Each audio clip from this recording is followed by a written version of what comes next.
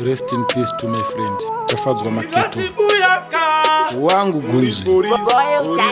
Ziyuti Jaisi Bosnali Udainda ikwanisa kutera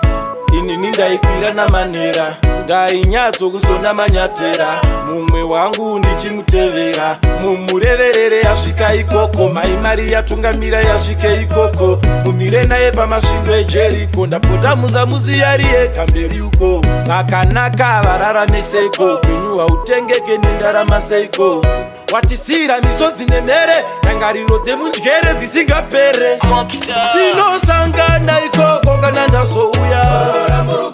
Chinu chikundirwadza zvandaiona usati wazorora kudai upenyu hwaipulika wakayapa wairwara wakarara uchikosora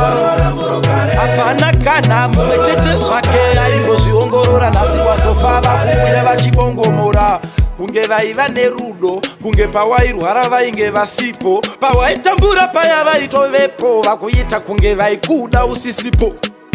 ndakuimbira chimbo wandisiyira ronda mumwoyo ririmo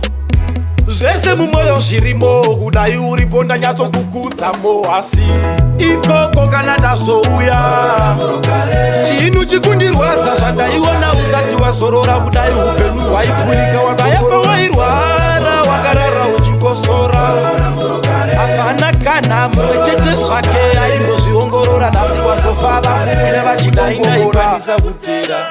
inini ndaikwira namanera ndainyatso kusona manyatera mumwe wangu ndichimutevera mumureverere yasvika ikoko maimari yatungamira yasvike ikoko mumire naye pamasvindo ejeriko ndapota muzamuzi yari ekamberi uko vakanaka vararame seiko penyu hautengeke nendarama seiko watisira misodzi nemere nyangariro dzemunjere dzisingapere